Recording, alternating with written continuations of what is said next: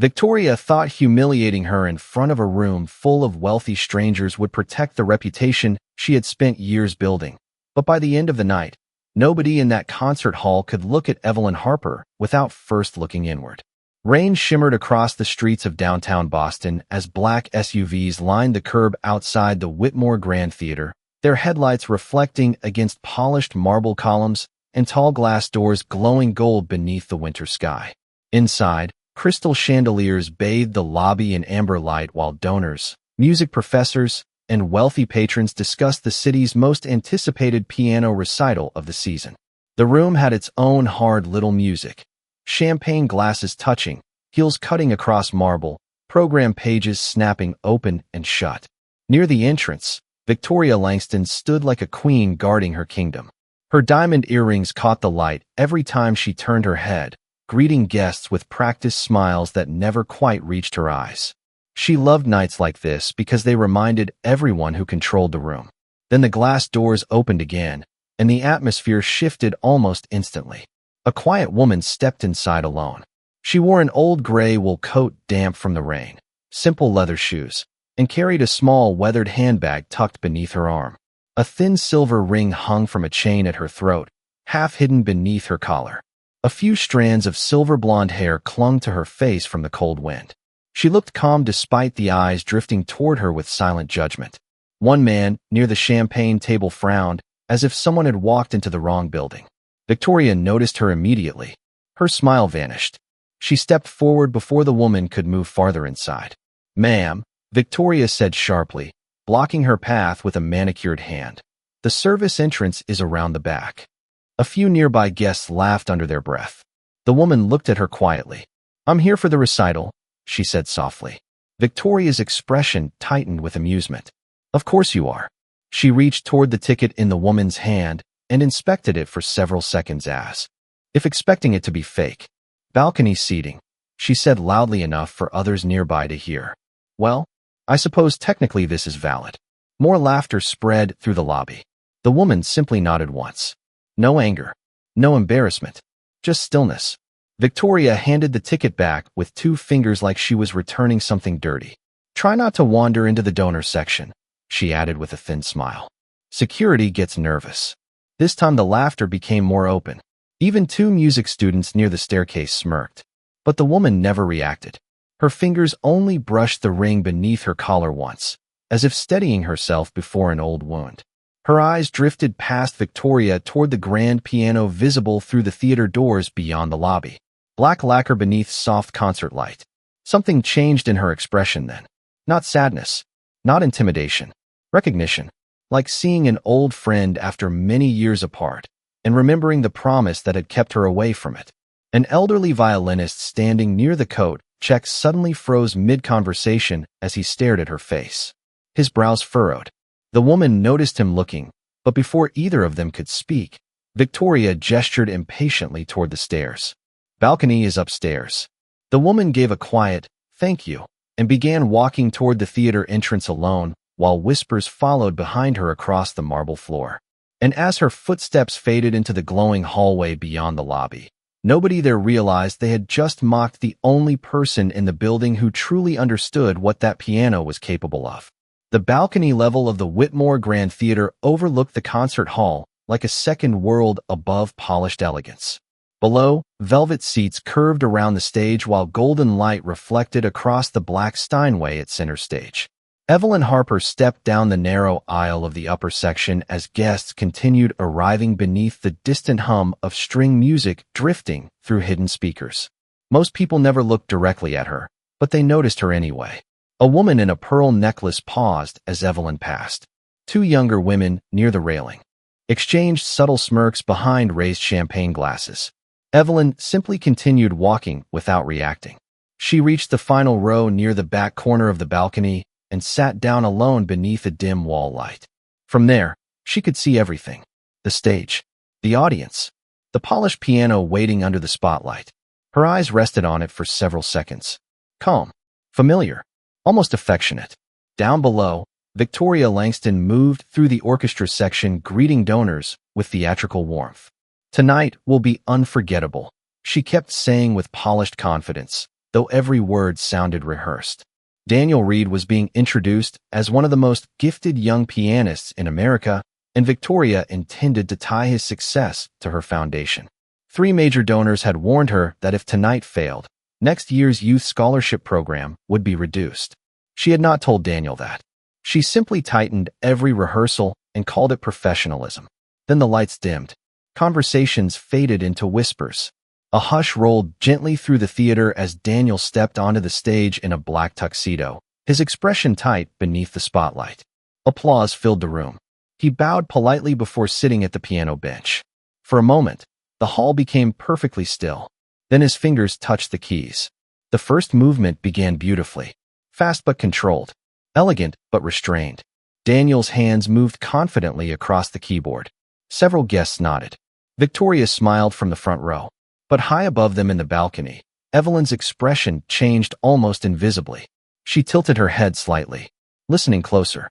After every difficult run, Daniel's eyes flicked toward Victoria, then toward the donor section, as if waiting for permission to believe he had survived it. Each glance cost him something. His breath caught a fraction too late. His shoulders rose before his fingers landed. By the middle of the second passage, small cracks began appearing. A transition arrived half a second late. A difficult run sounded rushed.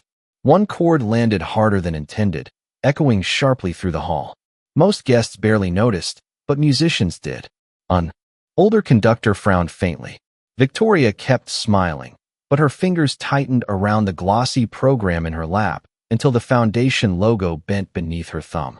Daniel continued playing, though sweat now glistened near his temples beneath the stage lights. Then came the first real mistake. His left hand slipped during a descending phrase, causing several notes to collide awkwardly together. The sound cut through the theater like broken glass. A few audience members shifted uncomfortably in their seats. Daniel recovered quickly, but confidence had already left his face. High in the balcony, Evelyn lowered her eyes. Not judgment, sympathy, as if she recognized the exact loneliness sitting beside him on that stage. Near the back wall, the elderly violinist from the lobby looked up toward her again. This time his expression carried something deeper than curiosity. Fear. Because the way Evelyn reacted to every mistake was not how ordinary people listened to music. It was how masters listened. From the balcony, Evelyn could see Daniel Reed collapsing one note at a time. The third movement began under a heavier silence than before. Daniel adjusted himself at the piano bench and flexed his fingers once, but confidence no longer lived inside him. The earlier mistake had poisoned the room. Wealthy patrons now watched with sharpened attention, waiting for another crack to appear. Daniel lowered his hands onto the keys again. This time the music opened softer, slower, carrying the melancholy weight of a winter storm drifting over dark water. For a few moments, he recovered beautifully. The notes floated through the hall with renewed elegance, and several audience members relaxed back into their seats. Victoria even allowed herself another controlled smile from the front row. But then Daniel glanced toward the donor section. One tiny distraction, one flicker of fear, and suddenly the rhythm slipped again, barely noticeable to ordinary listeners, but devastating to trained ears. Evelyn heard it immediately. So did the elderly violinist near the orchestra aisle. His face tightened as he removed his glasses. Daniel pressed forward anyway, trying to overpower his nerves. With force, his hands moved faster, harder. The music lost its breath. Notes that should have sounded intimate now felt chaste, mechanical. The Steinway no longer sang beneath him. It resisted him. Sweat rolled near his collar as he reached the recital's most difficult passage, a section famous among concert pianists for exposing hesitation. The hall grew painfully quiet. Daniel inhaled sharply and began the run. At first, it held together. Then one finger landed slightly off-center. A single wrong touch. Tiny, almost invisible, but it shattered his concentration instantly. The following notes collapsed like falling glass. Daniel froze. For less than 2 seconds, his hands stopped above the keyboard. But in a concert hall, 2 seconds can feel eternal. A ripple of discomfort spread through the audience. Victoria's heel began tapping against the carpet beneath the chandelier light.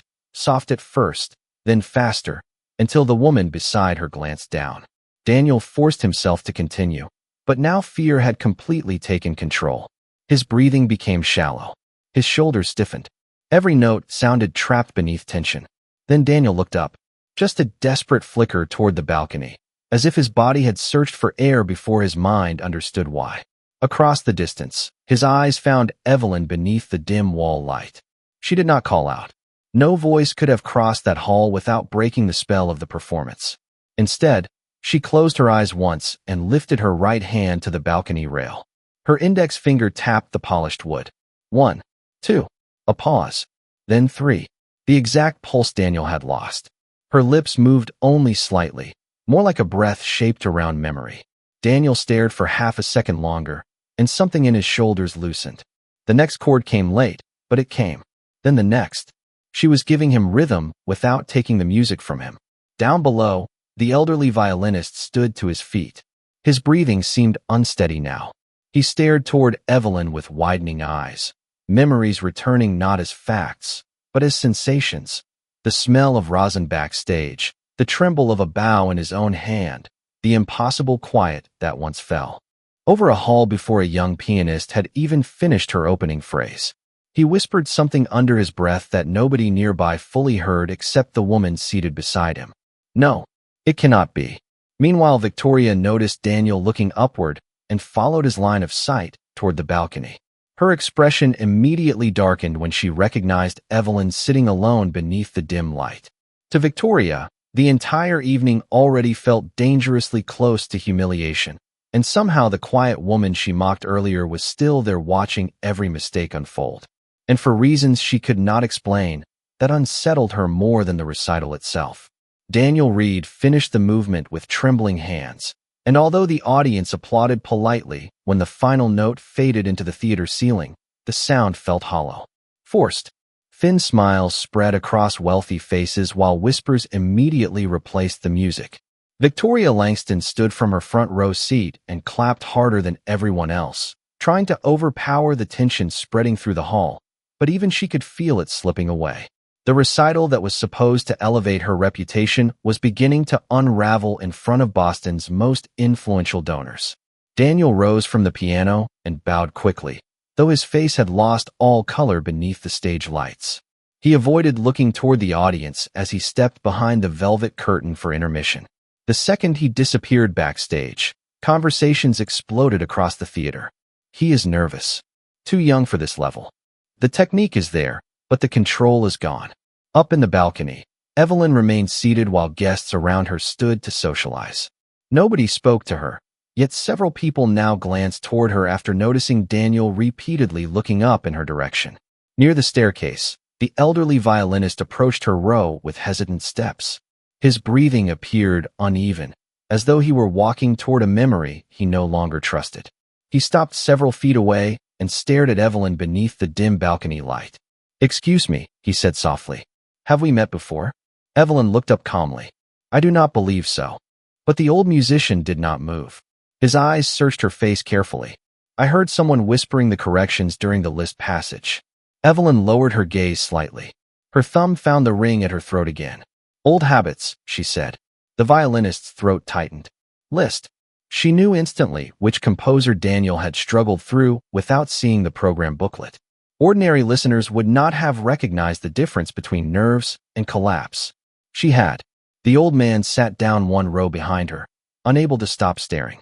"You remind me of someone," he whispered. Evelyn offered no response. Downstairs, backstage tension had become unbearable. Daniel leaned against the dressing room counter, trying to steady his breathing while stage assistants rushed around preparing for the second half of the recital. Victoria entered sharply, closing the door behind her. "What happened out there?" she demanded. Daniel rubbed his forehead. "I lost focus." "You cannot lose focus tonight," Victoria snapped. "There are critics from New York sitting in that audience." Daniel remained silent. Then after several seconds, he asked, "Who was the woman in the balcony?" Victoria blinked in confusion. "What?" "The woman sitting alone in the back corner." Victoria's expression immediately darkened. "No one important." Daniel looked toward the closed dressing room door, as if still hearing her voice in his head. "She knew the transition before I missed it." Victoria crossed her arms impatiently. "Daniel, you are exhausted and distracted. Focus on your performance, not some random woman who wandered in from the rain." But Daniel barely heard her. Because for the first time all night, he realized the quietest person in the theater somehow understood his music better than everyone applauding downstairs. Meanwhile, back in the balcony, the elderly violinist finally whispered the name he had been too afraid to say aloud. Evelyn Harper. The room around them seemed to disappear for a moment. Evelyn closed her eyes briefly, not in surprise, in exhaustion, because some names never truly stay buried, no matter how a person disappears. Beneath her coat, the silver ring warmed. Against her skin, Thomas had been the last person to call her that name without wanting anything from it. After his stroke, after the hospitals, after the long silent afternoons where music felt almost obscene beside a bed that no longer answered, she had stopped being Evelyn Harper to the world and simply become Evelyn to the man who needed her more than applause ever had. Backstage at the Whitmore Grand Theater, Daniel Reed sat alone in front of the dressing room mirror while muffled audience chatter echoed through the walls outside. His reflection looked nothing like the confident prodigy printed across the recital programs. His bow tie hung loose. His hands trembled, and those broken notes kept repeating in his mind. Across the hallway, Victoria Langston paced furiously in high heels while event staff avoided eye contact. "The donors are already talking," she snapped at one assistant. "We cannot afford another mistake in the second half." Her voice carried the sharp panic of someone realizing control was slipping away. Months of planning, interviews, sponsorships, press coverage. If Daniel failed publicly, the foundation board would not remember how many scholarships she had saved. They would remember only the night she lost control. Inside the dressing room, Daniel suddenly stood and walked toward the sink, gripping the marble counter tightly. His chest felt tight now, heavy. He splashed cold water against his face, but it changed nothing. The pressure had become too large, too loud.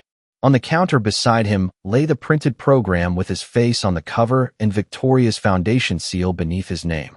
He looked at it as though it belonged to someone else. Then quietly, through the partially opened backstage curtain leading toward the hall, he heard a familiar voice again. Soft, calm. "You are forcing the music." Daniel froze. He turned toward the doorway.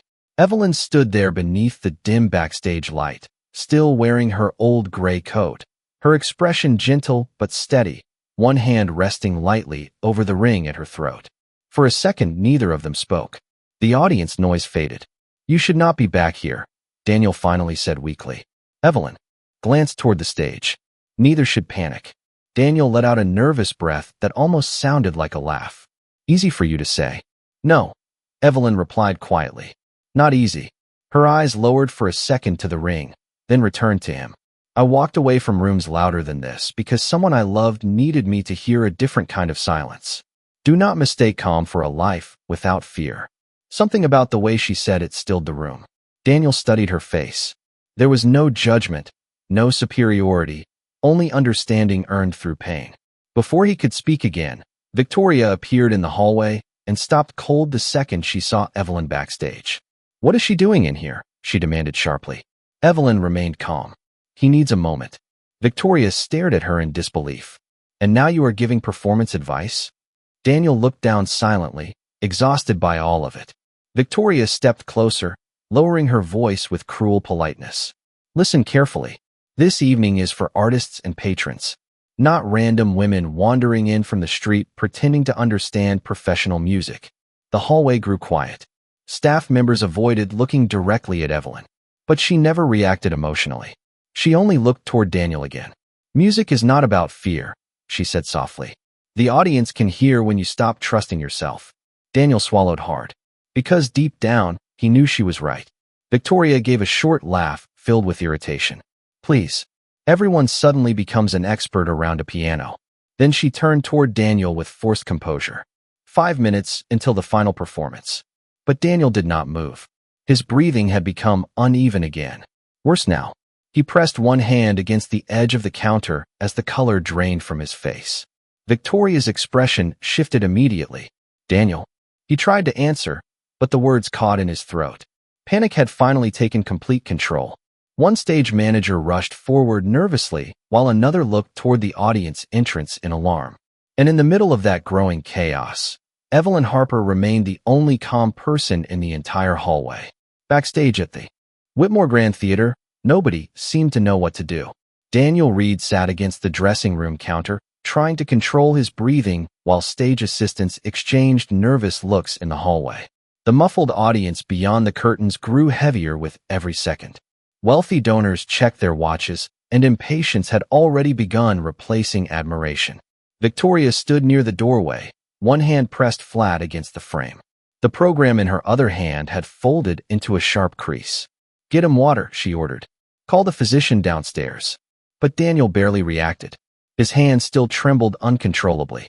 He looked toward the stage entrance like a man facing something impossible. Evelyn remained beside the hallway wall beneath the dim backstage lights, quiet and still while chaos moved around her. One assistant brushed past without acknowledging her. Yet her calmness unsettled them more than the emergency itself. Daniel closed his eyes tightly. "I cannot go back out there," he whispered. The hallway fell silent. Victoria stepped forward immediately. "You have to." "I cannot." His voice cracked. "If I walk back on that stage now, I will destroy everything." Victoria's expression hardened. "Do you understand who is sitting in that audience tonight?"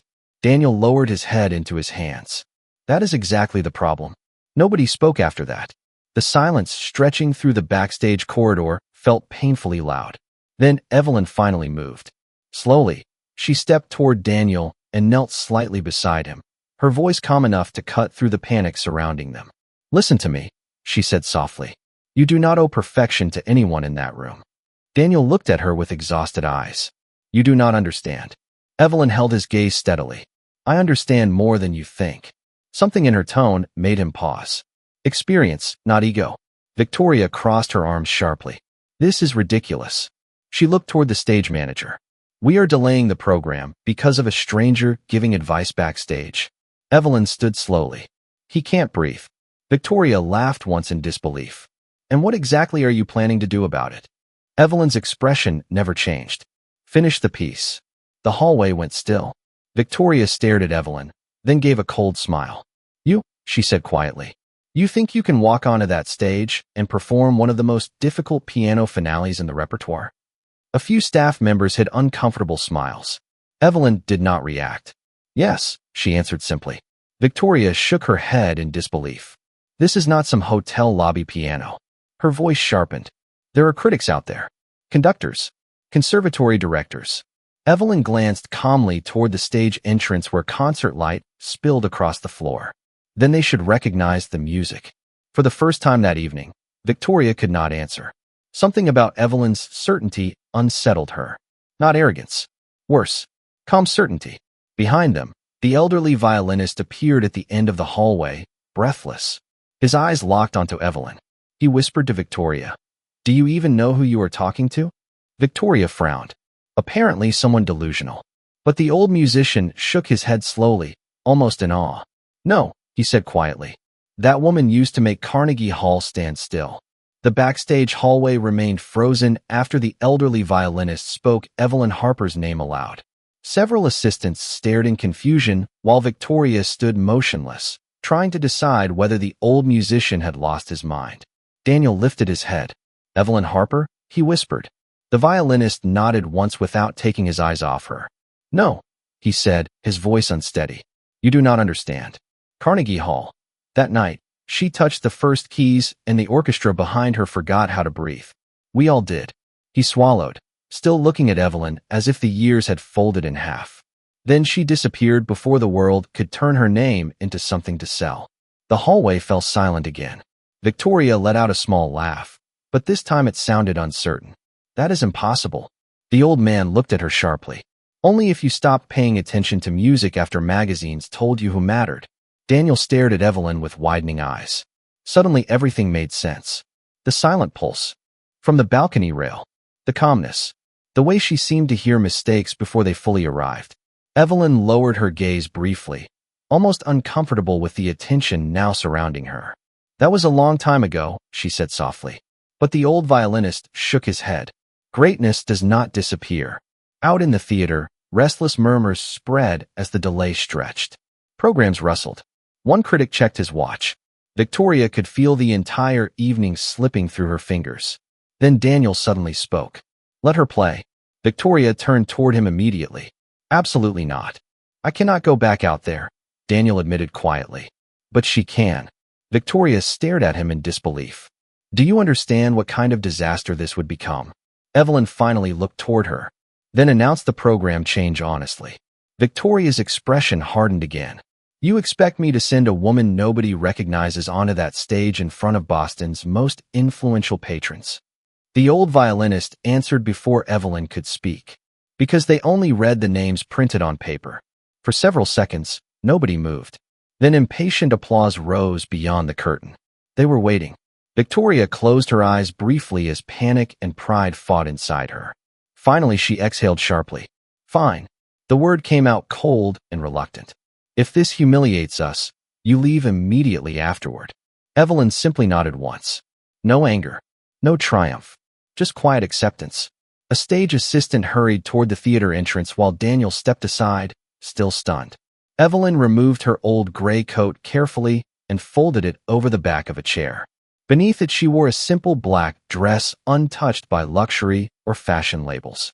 She unclasped the chain from her neck, looked once at the silver ring resting in her palm, then slipped it gently into the pocket of her coat as if asking permission from the past. Nothing about her appearance suggested fame. Nothing about her demanded attention. Yet as she walked toward the stage entrance, every person in the hallway instinctively moved aside for her without understanding why. The theater lights dimmed once more. A confused hush rolled through the audience as Victoria stepped onto the stage alone, forcing a composed smile that barely held together. Ladies and gentlemen, she announced carefully, due to unforeseen circumstances, there will be a brief adjustment to tonight's performance. Murmurs spread across the hall. Several people exchanged irritated looks. Then Victoria hesitated before speaking the next words, almost unable to believe them herself. Tonight's finale will now be performed by Miss Evelyn Harper. Silence. Absolute silence. Most of the audience looked confused. Some frowned. Others searched through their programs for a name that was not printed there. Then slowly, from backstage, Evelyn stepped into the light. Her shoes moved softly across the polished floor as the grand piano reflected gold beneath the chandeliers. No dramatic entrance. No performance smile. Just a quiet woman walking alone toward the instrument everyone else in the room had underestimated. The entire Whitmore Grand Theater watched in confused silence as Evelyn Harper crossed the stage beneath the warm glow of the chandeliers. Her footsteps made almost no sound, the soft brush of simple shoes against polished floor, yet everyone seemed to hear them after so much sharp noise. Heels on marble, programs scraping open, donors whispering behind jeweled hands. Critics lowered their pens. Donors leaned back skeptically, still trying to understand why an unknown woman in a simple black dress had replaced the featured performer. Near the front row, Victoria Langston remained perfectly still in her seat. Her heel gave one final nervous tap beneath the chair, then stopped. The quiet around Evelyn swallowed the sound before Victoria could control it. She had spent the entire evening controlling every detail of the recital, and now the room felt completely beyond her control. Evelyn reached the piano and rested one hand against the edge of the Steinway. For a moment, she simply stood beneath the spotlight while the audience waited. Backstage, Daniel Reed watched from behind the curtain with wide, exhausted eyes. The elderly violinist stood beside him, barely breathing. Evelyn finally sat at the piano bench and adjusted it slightly forward. Her right hand hovered above the keys longer than anyone expected. In the orchestra section, someone coughed. A donor turned a program page with a dry, impatient scrape. Two women near the aisle were still whispering when Evelyn touched the first note. It came out softer than expected, almost uncertain, as if the sound had to remember her before it could trust her again. A few people shifted. The old wool of her coat, folded nearby, made a faint hush as it settled against the bench behind her. Then came the second note. Then the third. By the fourth, the Steinway changed. The tone opened, warmer and deeper, and the whispering thinned as if someone had removed the air from every private conversation. Evelyn did not force the room into silence. She gave it something too fragile to interrupt. Her hands settled into the music with calm precision, drawing breath from the piano until the instrument no longer sounded polished or expensive. It sounded alive. One woman near the center aisle lowered the champagne glass she had been holding. A critic from New York removed his glasses completely. The elderly violinist closed his eyes as tears gathered there. Then the difficult passage arrived, the same section that had shattered Daniel's confidence. Several trained musicians straightened. Evelyn never hesitated. Her fingers moved with breathtaking precision while the melody unfolded like memory itself. The notes no longer sounded difficult. Under her hands, they became human. Wounded, warm, honest. Daniel stared from backstage in disbelief. For the first time in years, he understood music beyond technique and reputation. Out in the audience, even the wealthy donors who knew nothing about classical piano sat frozen beneath the chandeliers, unable to explain why their chests suddenly felt heavy with emotion. Victoria looked around the theater. Nobody was watching her anymore. One donor who had ignored Evelyn in the lobby now leaned forward with both hands clasped beneath his chin. A critic had stopped writing completely. Victoria looked down and saw the crushed foundation logo in her fist. The room had slipped away without asking her permission. Then, Evelyn entered the final movement. The melody rose higher now, powerful without becoming harsh, graceful without losing its sorrow. Every note carried the weight of years away from the stage. Years beside hospital windows. Years of grief hidden beneath ordinary life. And somewhere inside that music, the audience began realizing they were not merely listening to a performance. They were witnessing someone make peace with a part of herself the world had forgotten, and a part of herself she had chosen to set down. The final note lingered long after Evelyn Harper lifted her hands from the piano. Nobody moved. The chandeliers glowed above hundreds of frozen faces while the last vibration of the Steinway faded into stillness. Then people began standing without even realizing they were doing it. A critic near the orchestra aisle rose first, then the elderly violinist, then an entire row of wealthy donors who earlier had barely hidden their irritation during the delay. Within seconds, the entire theater stood beneath applause that rolled through the hall like a storm finally breaking. But Evelyn did not react like someone reclaiming fame. She remained seated at the piano for one quiet moment longer, her eyes lowered toward the keys as though she had been somewhere far away and had only just returned. Backstage, Daniel Reed stared toward the stage with tears gathering in his eyes. Not because he had been replaced, because for the first time in years, he understood the difference between performing music and becoming honest enough to let it speak through you. Victoria Langston stood with the rest of the audience, though her face had gone pale beneath the theater lights. She clapped because everyone else was clapping, but shame now lived inside every movement. Earlier she had mocked this woman's clothes, silence, and age. Now the same audience looked at Evelyn with reverence no amount of wealth could buy. Evelyn finally rose from the piano bench as applause continued crashing around her. She gave only a small nod toward the audience before stepping away from the instrument. No dramatic bow, no attempt to reclaim celebrity, just quiet dignity.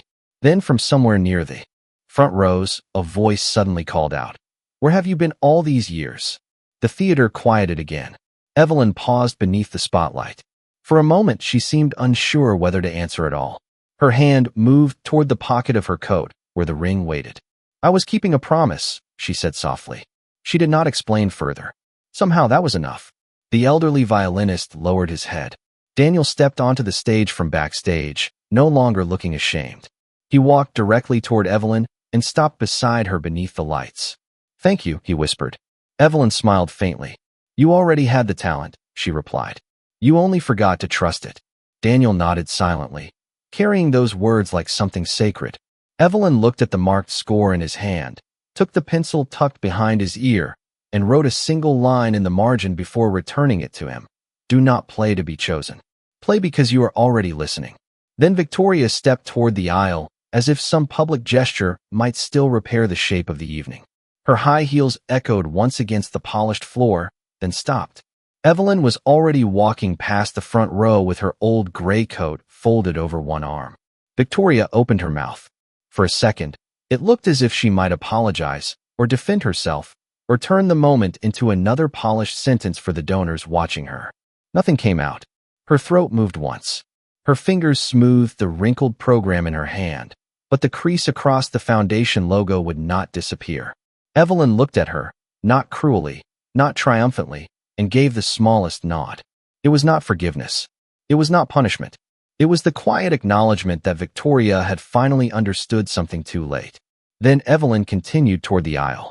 Before leaving, she touched the side of the Steinway once, not as a performer thanking an instrument, but as an old friend saying goodbye without bitterness. No security escorted her. No reporters surrounded her. Yet as she walked toward the theater exit beneath the warm glow of the chandeliers, people instinctively stepped aside to let her pass. Not out of obligation, out of respect. And long after the doors of the Whitmore Grand Theater closed behind her, the audience remained standing in silence. Daniel stayed beside the piano, reading the sentence she had left in the margin until the words blurred in his eyes. Then, slowly, he closed the score and held it against his chest with both hands. It was not dramatic. It was protective. For the first time all night, he was keeping the music safe. Victoria remained near the stage without speaking, surrounded by the donors she had spent years trying to impress. Her mouth stayed slightly open, but the performance of certainty she had worn all evening had left her face. For once, no title, donor list, or printed program seemed powerful enough to save her from herself. That night, Boston remembered Evelyn Harper not because she returned to applause, but because she proved that greatness does not need recognition to exist, and respect should never wait for a name.